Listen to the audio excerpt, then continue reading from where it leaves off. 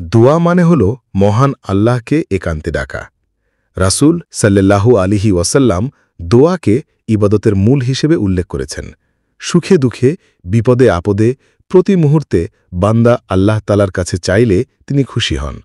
তবে রাসূল সাল্লাল্লাহু আলাইহি ওয়াসাল্লাম কিছু বিষয়ে বা কিছু বাক্য দ্বারা দোয়া করতে নিষেধ করেছেন।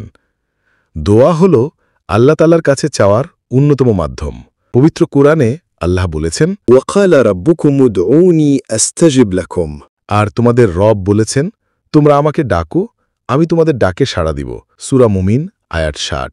আল্লাহ তাআলা তার বান্দাদেরকে সরাসরি দোয়ার দিকে আহ্বান করেছেন। আল্লাহ আমাদের শিখিয়ে দিচ্ছেন, আল্লাহর কাছে দোয়া করা ইবাদতের অংশ। কারো সমস্যার সমাধান, কষ্ট দূর করার আসল উপায় হল দোয়া। তবে ইসলামে কিছু বিষয়ে বা কিছু বাক্য দ্বারা দোয়া করা নিষেধ আছে।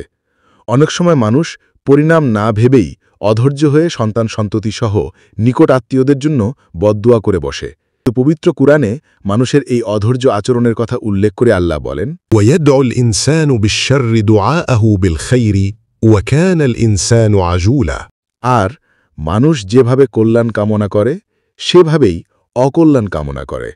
বস্তুত মানুষ খুব বেশি তাড়াহুড়াকারী। সূরা বনী ইসরায়েল আয়াত ১১। এই আয়াতে আল্লাহ তাআলা মানুষের স্বভাবের একটি দুর্বলতা তুলে ধরেছেন। অন্যের জন্য অমঙ্গল কামনা করা, এটা আসলে তার ক্ষতি করা।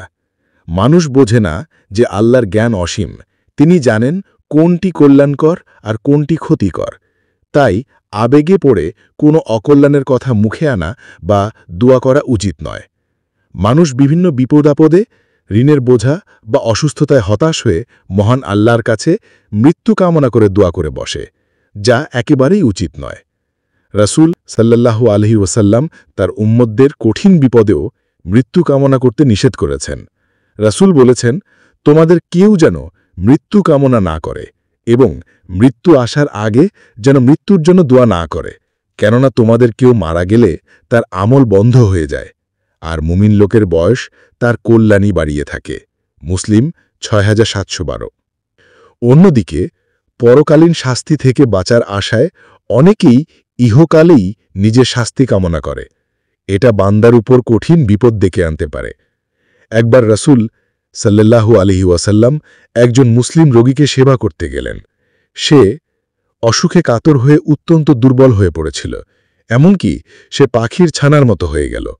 প্রিয় নবী তাকে বলেন, তুমি কি কোনো বিষয়ে প্রার্থনা করছিলে অথবা আল্লাহর কাছে বিশেষভাবে কিছু চেয়েছিলে? সে বলল, হ্যাঁ, আমি বলেছিলাম, হে আল্লাহ, আপনি পরকালে আমাকে যে সাজা দেবেন তা ইহকালেই দিয়ে দিন। নবীজি বললেন, সুবহানাল্লাহ, তোমার এমন সামর্থ্য নেই যে তা বহন করবে অথবা তুমি তা সহ্য করতে পারবে না। তুমি এমনটি বললে না কেন? হে আল্লাহ, আমাদের কল্যাণ দাও পৃথিবীতে এবং কল্যাণ দান করো পরকালেও, আর জাহান্নাম থেকে আমাদের রক্ষা করো। তিনি অর্থাৎ বর্ণনাকারী বলেন, তখন তিনি তার জন্য আল্লাহর কাছে দোয়া করেন আর আল্লাহ তাকে সুস্থ করে দেন। মুসলিম হাদিস ৬৭২৮।